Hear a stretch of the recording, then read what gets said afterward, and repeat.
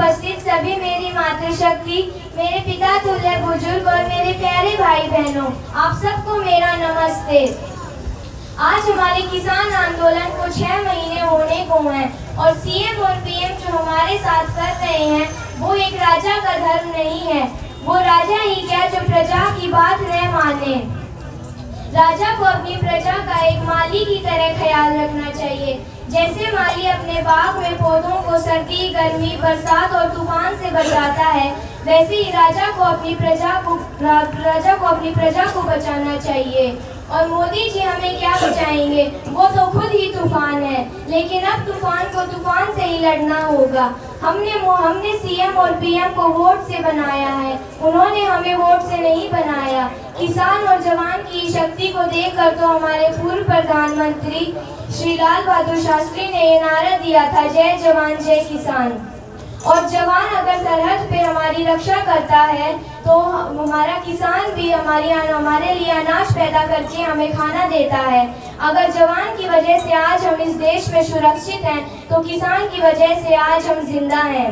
किसान और जवान दोनों ही बहुत महत्वपूर्ण होते हैं और किसान और जवान दोनों ही बहुत महत्वपूर्ण होते हैं।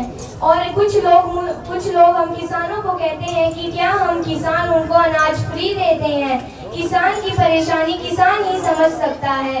अगर उनको पता नहीं है तो वो 1 साल खेती करके देख लें, फिर वो क्या अनाज फ्री दे सकते हैं। कुछ बुद्धिजीवी मुझे कहते हैं कि हम किसानों का इतिहास काले पन्नों में ही लिखा जाएगा। उनको ये नहीं पता कि हम किसानों का इतिहास तो अशोक की तरह पत्थर की लिटाओं पर लिखा जाएगा। प्रशासन हमसे पूछता है कि हम किसान हिसार में क्या लेने गए थे। हम वहाँ पर कुछ लेने नहीं गए थे, हम वहाँ पर कुछ देने गए थे। और अगर अगली बार खट्टर जी हरियाणा में आएंगे तो मुझे पूरा विश्वास है कि मेरी मातृशक्ति उनके लिए दवाई लेकर ही जाएगी।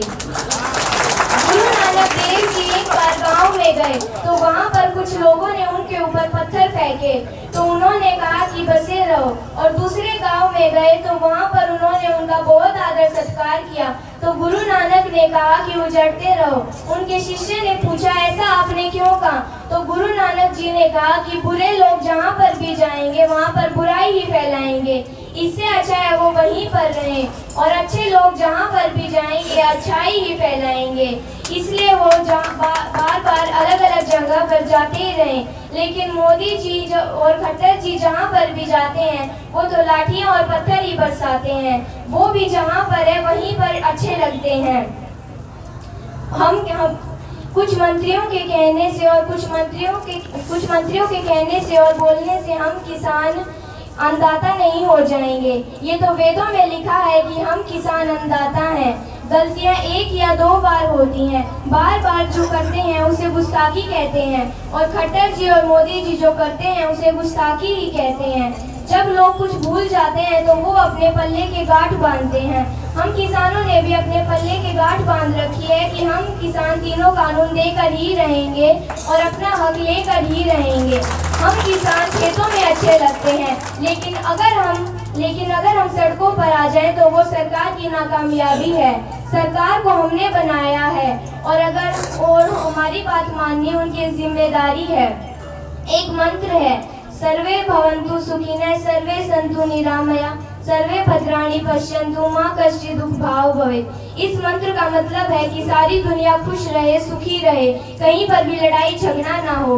लेकिन हम किसान तभी सुखी रहेंगे जब हमारी बात मान जाए। अगर हम किसान अगर सुखी हो जाएंगे, अगर हमारा हक हमें मिल जाएगा तो पूरी दुनिया सुखी रहेगी।